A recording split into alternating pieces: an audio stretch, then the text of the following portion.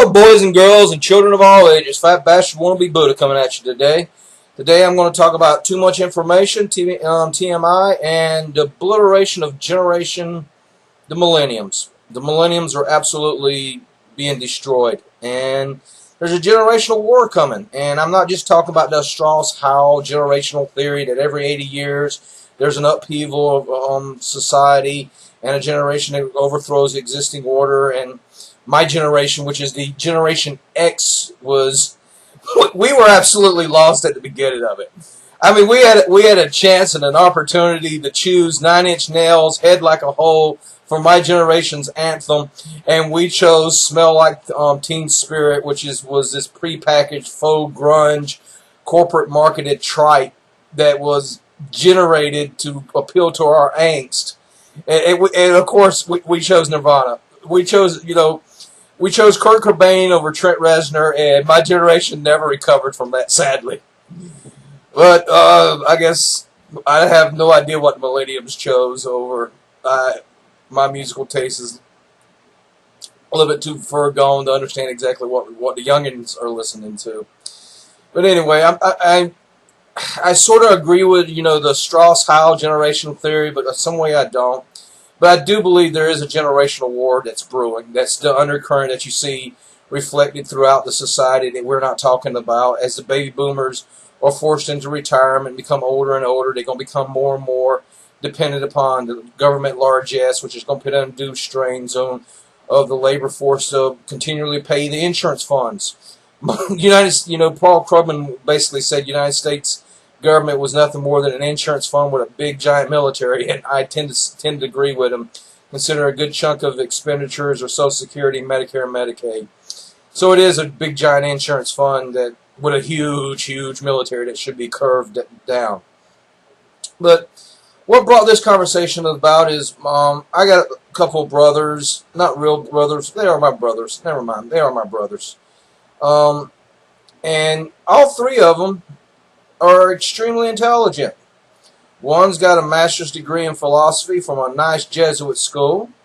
One's got a nice degree in psychology, and the other one's got a nice liberal arts degree with a minor in film criticism or critique, and another in philosophy. And unfortunately, if you take stock of their lives, they're barely making it.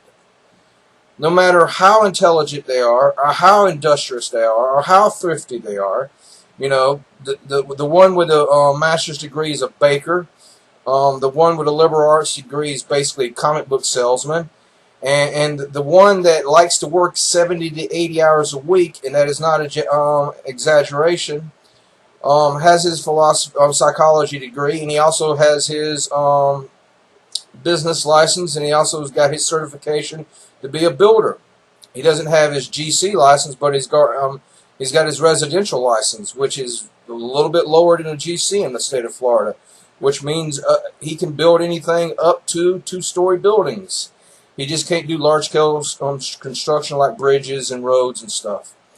So he was a good little boy and paid his taxes and did what he's supposed to and busted his butt, never was late on payments or anything else. And unfortunately, now the individual is living in an RV in front of his parents' house because he could not get a loan for the house that he wanted to close on because he's 27, 28 years old, and the housing market, despite what they say it's doing, is absolutely dried up except the large-scale hedge fund guys that are coming in and buying up a lot of properties. The housing market in the state of Florida is basically undergoing another bubble like it is in Arizona, considering most of the purchases are done by big, large-scale developers and big large-scale money funds coming from out of state like Arizona, Utah, and California, coming in here, buying it up, overflating it in price, and hopefully do a little pump and dump. But unfortunately, my little brother, who works 60, 70 hours a week in construction, is unable to afford a down payment and for a house and secure a bank loan for a house.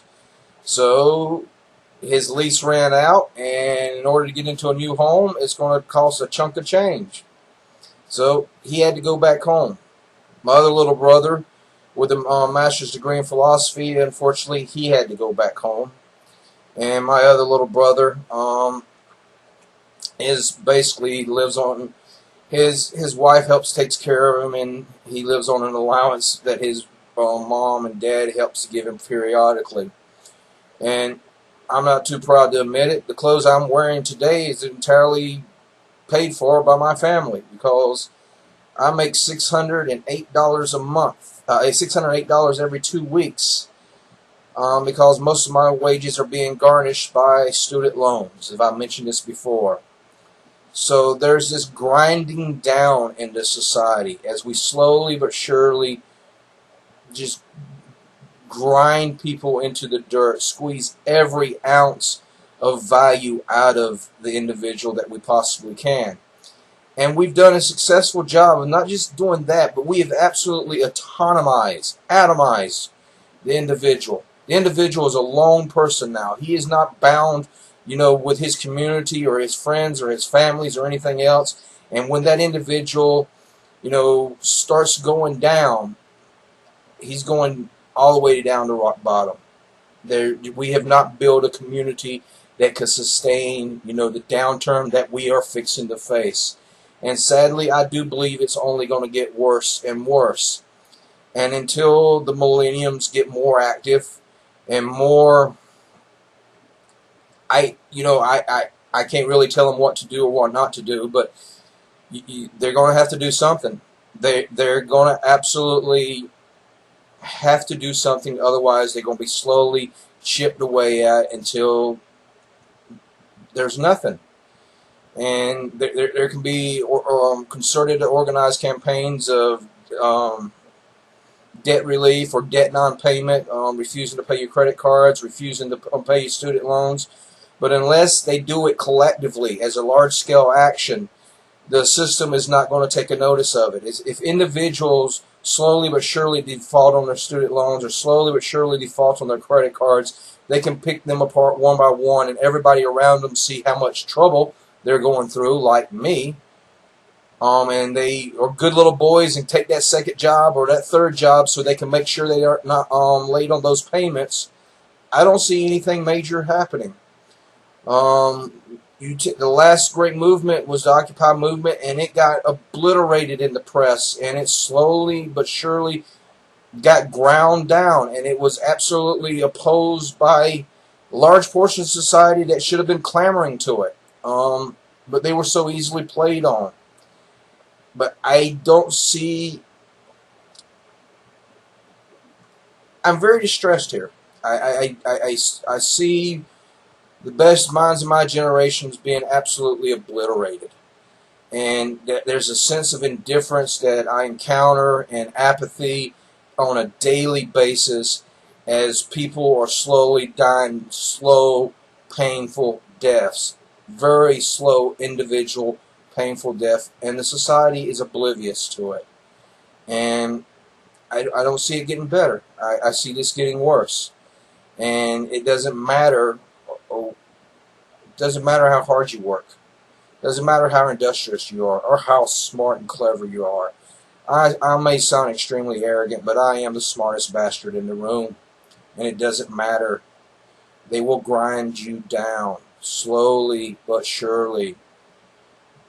And I don't see a way out of it. And I hope to spark a conversation about maybe what can be done, what can be started, not just on this vlog, but continue this conversation. One of the reasons I wanted to do the vlog to begin with is to get my voice out because I felt trapped, and I still feel trapped more and more daily. But that's what I wanted to talk to you about today. Thank you very much for your time. Please like, favorite, subscribe. Bye bye.